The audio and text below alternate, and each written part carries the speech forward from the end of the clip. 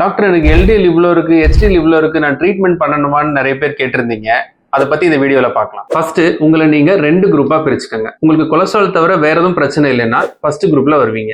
உங்களுக்கு கொலஸ்ட்ரால் தவிர சுகரோ, பிரஷரோ, ஸ்மோக்கிங்கோ, இல்ல ஃபேமிலி ஹிஸ்டரியோ, இல்ல ஏற்கனவே கிட்னி ப்ராப்ளம், ஹார்ட் ப்ராப்ளம் மாதிரியான விஷயங்கள் இருந்தா நீங்க 2வது குரூப்ல வருவீங்க. முதல் குரூப்ல இருக்கவங்க எல்டிஎல் 190க்கு மேல இருந்தா மட்டும் டேப்லெட் ஸ்டார்ட் பண்ணுங்க. 190க்கு கீழே இருந்துச்சுன்னா லைஃப் ஸ்டைல் சேஞ்சஸ் மட்டும், அதாவது டயட் ரெஸ்ட்ரிக்ஷன், எக்ஸசைஸ் மட்டும் உங்க லைஃப் ஸ்டைல்ல சேர்த்தா போதும். முடிஞ்ச அளவுக்கு எல்டிஎல் கொலஸ்ட்ரால 100க்குள்ள வச்சுக்கோங்க. 2வது குரூப்ல இருக்கவங்க, அதாவது கொலஸ்ட்ரால் தவிர மற்ற பிரச்சனை இருக்கவங்க எல்டிஎல் 70க்கு மேல இருந்தாலே ட்ரீட்மெண்ட் ஸ்டார்ட் பண்ணணும். அதோட லைஃப் ஸ்டைல் சேஞ்சஸும் முக்கியம். ஏன்னா எல்டிஎல் தான் அப்படியே போய் ஹார்ட்ல டெபாசிட் ஆகும்.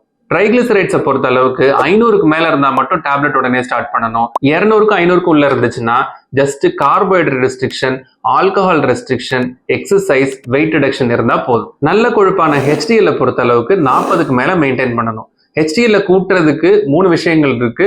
Exercise, exercise, exercise. சும்மா நட்ஸ், ஃபிஷ் ஆயில் சாப்பிட்டு ரெஸ்ட்லயே இருந்தீங்கன்னா ஹெச்டிஎல் கூட்டுறதுக்கு வாய்ப்பே இல்லை. ஸோ நீங்க 30 வயசுக்கு மேல இருந்தீங்கன்னா உடனே ஒரு லிபிட் ப்ரொஃபைல் பாருங்க.